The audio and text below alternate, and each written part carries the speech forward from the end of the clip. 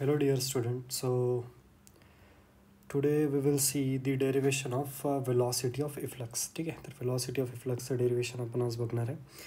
तर इथे बघा, हे अप्लिकेशन आहे रे बर्नॉलीज इक्वेशनचं जे आपण डेरिवेशन बघितलं आहे तेच आपण इथे यूज करणार आहे. Bernoulli's इक्वेशनचं derivation. ओके, सो एक प्रकारचं हे अप्लिकेशन आहे. आता इफ्लक्स म्हणजे काय होते बघा, इथे first will consider one container. त्या कंटेनरमध्ये आपण काही वॉटर किंवा कुठलं एक फ्लुइड घेतलं आहे. ठीक आहे, आणि इथे जर मी ह्या कंटेनरला एक खाली होल केला, एक छोटासा जर होल केला, ज्याचा area of cross section something it is A2 जर कन्सिडर केला. ठीक आहे, आणि हा जो कंटेनर आहे ज्याच्यामध्ये लिक्विड फिल्ड आहे याचा एरिया ऑफ क्रॉस सेक्शन मी इथे A1 कन्सिडर करतो. तर इथनं काय होणार, इथनं जे फ्लुइड आहे ते बाहेर येणार. बरोबर. आता इथनं जे फ्लुइड बाहेर येत आहे त्याची काहीतरी वेलॉसिटी असेल. ओके, ते वेलॉसिटी आपण इथे कन्सिडर करू V2. आणि ॲट दी सेम टाईम इथनं जर फ्लुइड बाहेर येत आहे विथ वेलॉसिटी V2, तर हे जे फ्लुइडची जी लेअर आहे, ठीक आहे, दिस लिक्विड लेवल, हे जे लिक्विड लेवल आहे हे पण खाली येईल विथ सम वेलॉसिटी V1. याची वेलॉसिटी आपण V1 कन्सिडर करू. ओके, नाव हे जी हाईट आहे, okay, up to which this liquid is filled, we will consider it as H.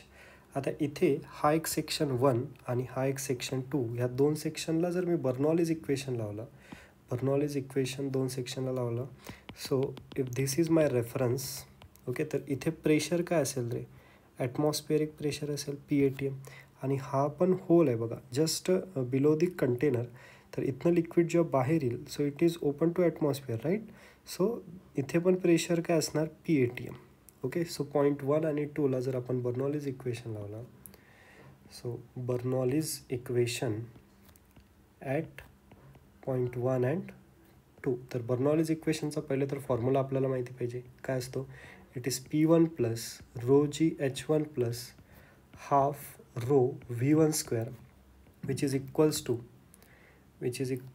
It is P2 plus rho g H2 plus half rho V2 square. ठीक आहे, तर हा formula आहे Bernoulli's इक्वेशनचा. आता इथे प्रेशर P1 किती आहे, P1 आहे आपला P ॲटमॉस्फिअरिक plus rho g H1, इथे हाईट आपण कन्सिडर केली आहे H. आता बघा रे, इथे हे आपण रेफरन्स लाईन कन्सिडर केली आहे. बरोबर, दिस इज अवर रेफरन्स लाईन. ठीक आहे, तर इथे H1 जर आपण H घेतला तर H2 जे आहे आपलं ते किती असणार, 0. तर हे टर्म इथे कॅन्सल आउट होऊन जाईल. ओके, आणि प्लस हाफ रो V1चा square which is equals to P2 म्हणजे इथलं प्रेशर किती आहे अगेन PATM. तर इथे पण PATM plus half rho V2 square, कारण हे तर 0 झालं, कारण हाईट H2 काय आहे आपली 0 आहे. नाव PATM इथे कॅन्सल झालं. तर आपल्याला इक्वेशन बघा काय येतं, rho g H plus half rho V1 square which is equals to half rho V2 square. तर इथे रो पण आपण इथे कॅन्सल आउट करू शकतो.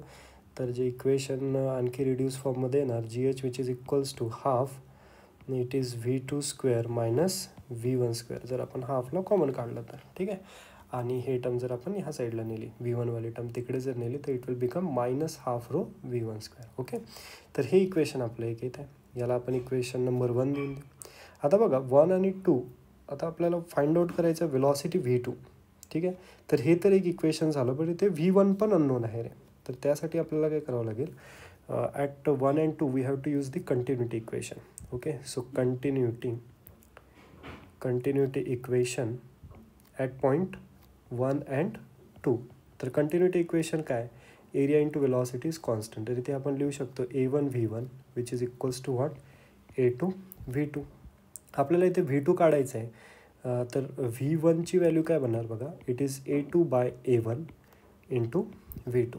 ओके, तर हे जे इक्वेशन आहे this is our second equation. आता आपण काय करू, V1ची व्हॅल्यू फर्स्ट इक्वेशनमध्ये पुट करू. Okay, so put V1 in equation 1. ठीक आहे, V1ची व्हॅल्यू जर आपण फर्स्ट इक्वेशनमध्ये पुट केलेली आहे तर इक्वेशन बघा काय बनतं आहे.